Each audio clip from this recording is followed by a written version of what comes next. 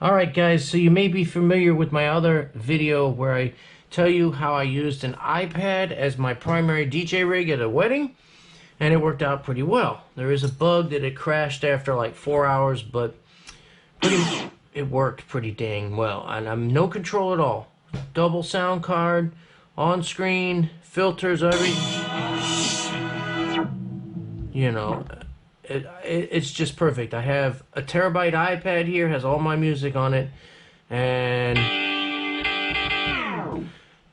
it works great. If I can do all my controls on screen. I think it works quite well with the iPad 12.9 because of the screen size is almost to the size of a controller, and it's very responsive. Not to mention you have all your effects and everything. I'm keeping that rig. This sound card is very useful to me for recording and also playing 4 channels at once without any drivers. Class compliant. Watch that video. This video is not about this. This is something else. This is something new. What this video is about is the Denon DJ Prime Go. What you're looking at here is a battery-powered controller. And I mean more than just a controller. This is an entire self-contained DJ rig. No laptop, no iPad, no nothing. You literally can roll up to a gig with this. No cables, except pretty much the 2 audio cable out. So, to begin with, it has a battery built in, and it runs for about 4.5 hours, whatever, depending on what you're doing. And it can also be plugged in, of course. And what you play off of is one of these, a little SD card. Now this is a 1 terabyte SD card that I prepared myself. I basically put all of my music that was on the iPad, exported with their Prime engine. Took days to do this, almost a week to get it perfect. Put it in a little adapter, put it in the front, right here, okay, and then the power button's around the rear. Push the button. Now, this is something for you guys that have this. I want you to pay close attention when you first turn it on. If it's not connected to AC, mains as you call it over in the UK, it will do something that was a little confusing, and I had to talk to the engineers at Denon to explain this, and they are going to fix this. I just pushed the power button, and what does it say? Press and hold the power button. But they mean this power button, not the run around back. That was confusing. They need to change the wording, because power button is that. That is an on-screen power button. Just add a word. Hold here to turn on. It's there for a reason, because you don't want it to be bumped around in your bag and kill the battery and all that shit. So it makes sense, but it's not worded right. They're going to change it probably in the next firmware version.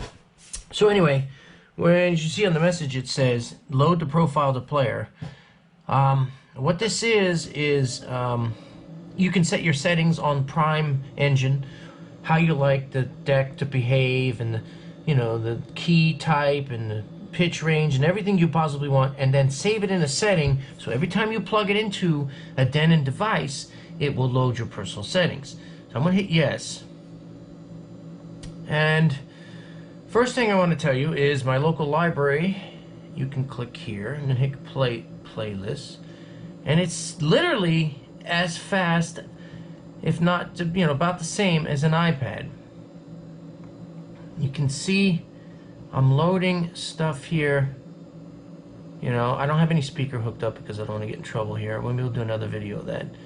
Funky Mix, Ultimix, whatever.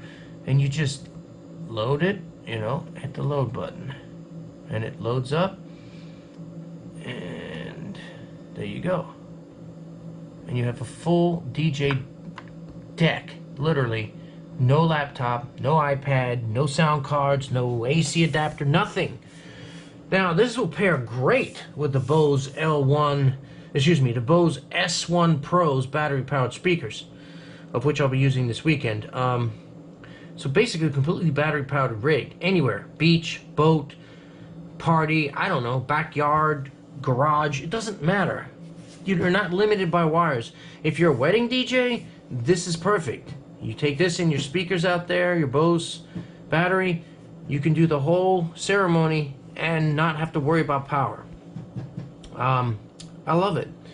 So it's basically 2 decks. They're not mirrored, which I like. I like the pitch slider on the same side, because literally if this was a little deck separate and this was a deck separate, it's exactly where it should be. I don't like the mirroring. Some people are bitching about the mirroring. Like, why is this not on the outside and this on the outside? No, I think this is a more professional look. Some people bitched about this. This is your low, mid, high, and your gains. Think about it. You don't have room here. It would normally go up here, but because we have this touchscreen, they put it up here. Not a problem. To be honest with you, within 10 minutes, I was totally comfortable with it. You have all the basic. You have your effects here. These 2 effects, A and B, are extremely good for mixing and getting out of stuff. I don't know what they're called. I have to look it up. One is echo out, and the other one's a typical, whatever they call it. The feature that I don't know what it's called, resonator or some shit. It works great. On top of that, you have more, like 13 more effects you can assign to 1 and 2 up here. And there's a lot of settings, feedback and beats and echo and all that shit. It's all controllable here. You can see ping pong, hall, echo, flanger, phaser, crush, whatever. I'm sure you'll see in a lot of videos with that. Finally, you have the microphone section. 2 microphones, which is great. You have a talk over feature, a master out, and a booth out. I mean, that's hard to believe there's a booth out on this. Show you the front real quick. Q mix, level, auxiliary, and here's your SD card slot. And then we have 2 sizes of headphones. Around the back, it's kind of heavy, but that's okay. Balanced XLR with a stereo mono switch, which is great. Unbalanced. Booth out, which is amazing. Auxiliary in. No EQ on the auxiliary, or no pre-Q. You can't hear that on the PFL, but that's okay. And 2 microphone balanced and unbalanced in. Here we got a USB port for upgrades, and then maybe one day it'll be a controller for Serato or some other software, Virtual DJ for Mac. This is where you plug your hard drive in, or a USB hub with multiple hard drives. This is a network port that'll allow you to link to lights, like light controllers, the internet. You can also hook it to other decks. Your power in, power cord, and this is a cord retainer, and of course a Kensington lock so nobody steals it. The unit base is made out of metal, and the sides and the top are plastic. It is quite heavy, if I say so. Trying to be careful. I haven't even taken the plastic off. I was gonna get this and play around with it and then probably send it back, but after messing with this thing for 15 minutes, I realized that this is in a category all of its own. Nobody's ever done this. I think the only other controllers that did this, and I owned them both, was the Numark D2 Director, or D squared Director, or whatever you want to call it. I still have one, and it was a hard drive player. It had the deck controls. It didn't have a mixer, didn't have a battery, ran on 12-volt power adapter, or yeah, AC adapter, and it worked. I liked it, but it was black and white. It was slow, and I don't think the market was ready for it. I got a surprise for you after I'm done this video. I'll tell you what else this thing can do. But anyway, the second one that was a standalone controller was the IDJ. Oh God, the hell was it? IDJ. There's a couple of them actually that Numark came out with. There was a color version. It had an iPod slot that you could put in it, pretty much. You drop the iPod in and it would read off the iPod, but you could also plug in drives, I believe. If I remember, you could plug drives in on the back, just like this. Had a little tiny screen. It was the same technology as the D-Squared Director. By the way, Newmark and, it's funny, a bunch of other companies and Denon are all rolled in together now under the brand InMusic. Do not confuse this deck with the quality of Newmark. I'm not trashing Newmark, Chris Roman, if you're listening. I like Newmark, but never would hold up for me. I always needed something a little more well built, either Denon or Pioneer. You can pay a lot of money, but it lasts longer. Anyway, so that was the second device that was standalone. Finally, the last device that I tried was made by Stanton. It was an SCS4, the number 4 DJ. Standalone device, pretty about the same size. Dog slow, all kinds of bugs, crash, this, that. It just couldn't keep up. I've got 100,000 tracks on this SD card right now. That's 700 gigabytes of music. Believe it or not, it's almost up to 700 gigabytes. And that's still not enough. And the reason that's the final point that I want to bring to. With this being completely wireless and completely battery powered and going with the Bose S1 Pros, I forgot to mention something, and that is, it is wireless. This device has Wi-Fi built in and currently supports Tidal, which is a streaming service for $10 a month. You have access to 60 million songs. Okay, so if I don't have it in my 700 gigabytes on this SD card, 700 gigabytes, okay, almost a terabyte, it's guaranteed to be in here, all right?